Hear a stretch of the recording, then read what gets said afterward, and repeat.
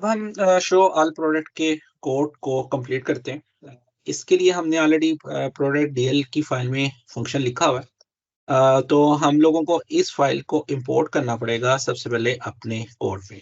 तो हम लिखते हैं इंपोर्ट प्रोडक्ट्स डीएल, और जब हम इंपोर्ट करेंगे तो इसके जो फंक्शंस हैं वो हमारे पास आ जाएंगे। आप इसको एज डीएल से नाम से रेफर कर सकते हैं कि अब हम डीएल को यूज करेंगे रेदर देन हम कंप्लीट प्रोडक्ट डीएल लिखें। तो सबसे पहले अगर यूजर वन प्रेस करता है तो एक्चुअली हम लोगों को उसकी सब सब प्रोडक्ट्स को गेट करना है। तो उसके लिए हम लिखते हैं DL dot get all products. अब डीएल का काम है तमाम प्रोडक्ट्स को गेट कर ले, और यहाँ पे हम अम,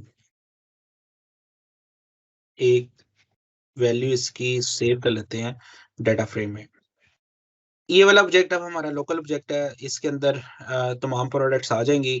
अब हम इस प्रोडक्ट्स को स्क्रीन के ऊपर शो कर सकते हैं। एक तरीका ये है कि आप डीएफ प्रिंट की स्टेटमेंट यूज करके डीएफ को प्रिंट कर दें। दूसरा तरीका ये है कि हम एक फॉर का लूप एग्जीक्यूट करें, और वो फॉर का लूप जो है वो तमाम प्रोडक्ट्स को वन बाय वन स्क्रीन के ऊपर शो करते हैं।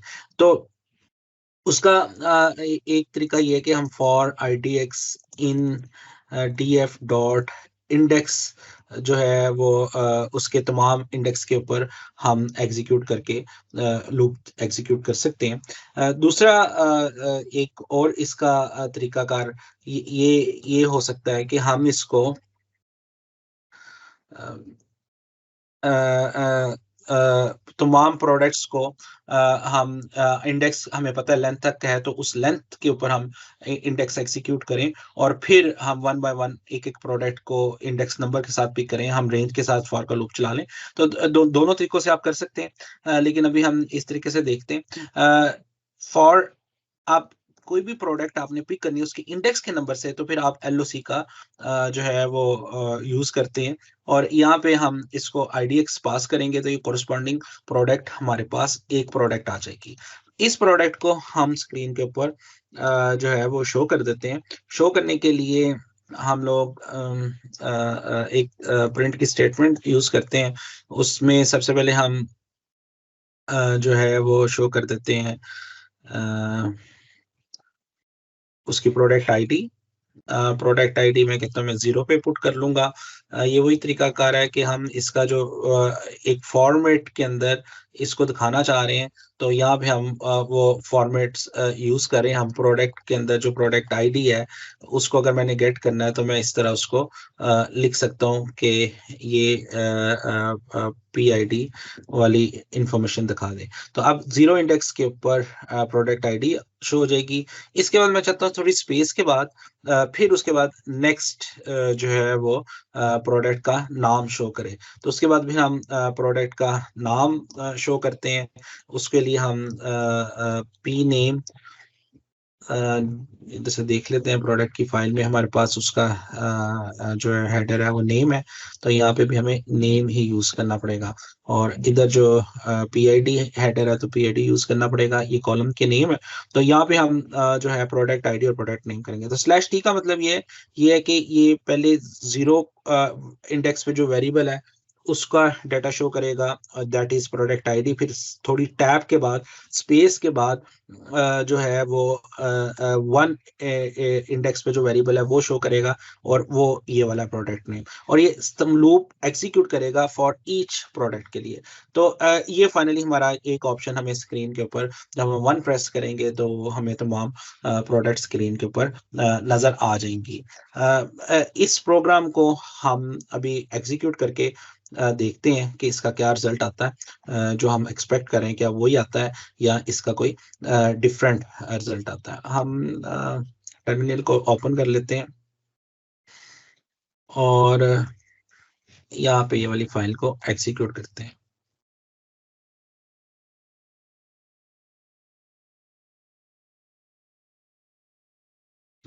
अच्छा जी, ये मुझे वो मेन मेन्यू की वजह से, इस फंक्शन की वजह से ये मेन्यू स्क्रीन के ऊपर नजर आ गई है 1 2 3 4 5।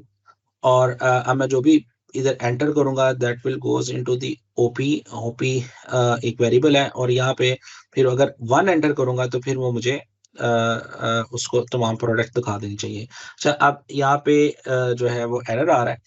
अब हम देखते हैं कि एरर्स की क्या पॉसिबल रीजंस हो सकती हैं।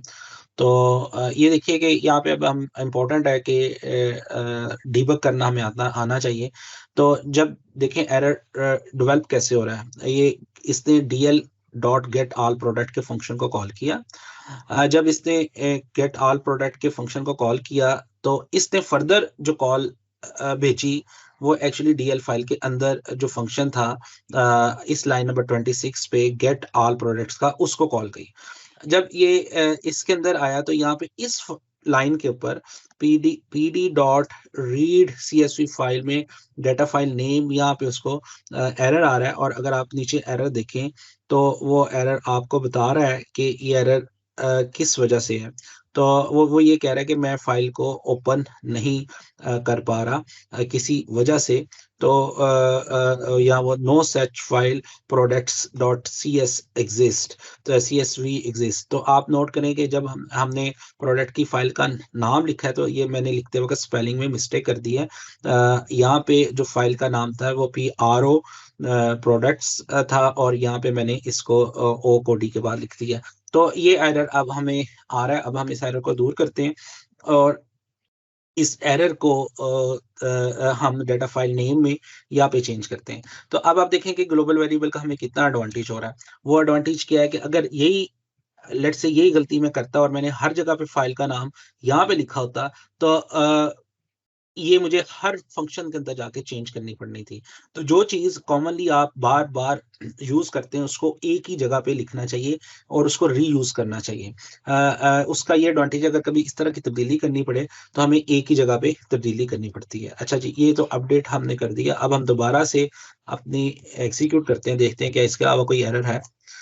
तो इसको एग्ज़ीक्यूट करते हैं और अब 1 पे क्लिक करते हैं तो अब वो मुझे तमाम प्रोडक्ट्स की इंफॉर्मेशन यहाँ पे दिखा रहा है। और इसके बाद ये आप देख रहे हैं कि 1 बाय 1 वो सारी प्रोडक्ट्स डिस्प्ले हो रही है। अच्छा, अब इसमें हो क्या रहा है, नुकसान हो कैसे डिस्प्ले हो रहा है कि 0 1 ये एज इट इज प्रिंट हो रहा है।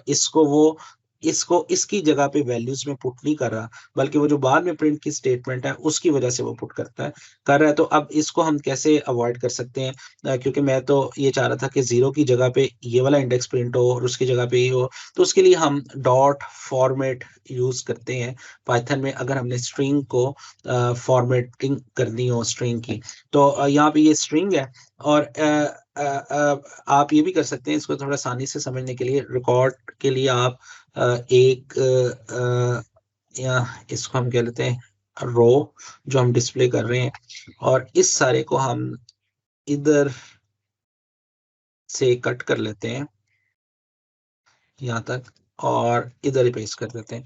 तो आप देखेंगे अब मैं क्या कर रहा हूँ, मैं कह रहा हूँ ये एक स्ट्रिंग है जिसके अंदर कोई वेरिएबल इन्वॉल्व होंगे, और वो वेरिएबल इधर इस स्ट्रिंग में अभी वेरिएबल आप ना इस फॉर्मेट में से इस जगह से पुट करके इधर इधर रख देना, और इधर से 1 से ये वाला वेरिएबल रख देना। तो अब क्या होगा, इसकी जगह पे वो वेरिएबल्स आ जाएंगे।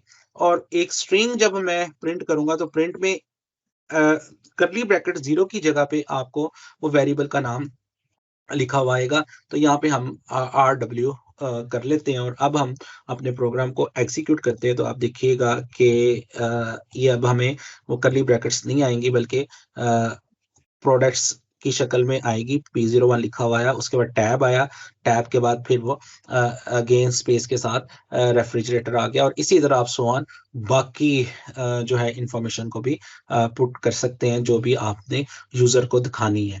तो अभी हम अगर उसे क्विकली यहाँ पे कंप्लीट कर लें, ताकि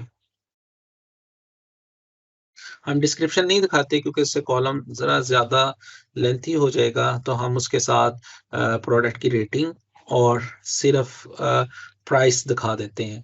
तो ये इन्फॉर्मेशन हम उसे शो कर देते हैं, और यहाँ पे स्लैश टी के साथ हम कह देते हैं उसके बाद आप दूसरा वेरिएबल दिखा दें 2 वाला, फिर देन आप 3 वाला दिखा दें, तो ये इसी ऑर्डर के अंदर वो वेरिएबल दिखा देगा। और स्लैश टी का मतलब है टैब। टैब का मतलब है कि जिस तरह हम कीबोर्ड से टैब प्रेस करते हैं तो हमें 8 करेक्टर की स्पेस नजर आ जाती है, तो 8 की स्पेस के बाद ये चीजें हमें नजर आएंगी। उससे थोड़ी सी हमें अलाइनमेंट नजर आएगी। अगर आप वैसे करते हैं तो कोई छोटे बड़े एलिमेंट्स होंगे, तो वो फिर आपको एक अच्छा जो है उसका व्यू नहीं लगेगा। बहरहाल इट्स योर चॉइस, आप टैप करना चाहते हैं या नहीं करना चाहते।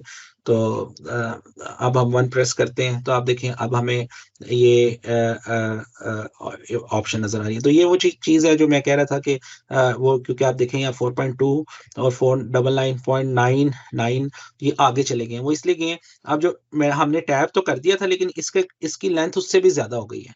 तो अब एक्चुअली अगर हम डबल टैप कर देते तो फिर ये मसला हल हो सकता है। तो अगर आप देखना चाहते हैं तो 2 दफ़ा आप स्लैश टी कर दें, तो अब ये सारे थोड़े डबल स्पेस आगे हो जाएँगे। अब उससे जो है वो हमें नाम के बाद सबकी एक कॉमन स्पेस आ जाएगी, जिसमें पूरा नाम सभी का फिट आ जाएगा। तो अब ये मसला हमें नज़र नहीं आएगा अगर हम चलाएँगे। तो अब ये देखिए कि यहाँ पे जो है वो डबल टैब है, तो उससे अभी अच्छा अभी ये मसला हल नहीं हुआ। इसको हम देखते हैं कि इसको हम किस तरह हैंडल कर सकते हैं।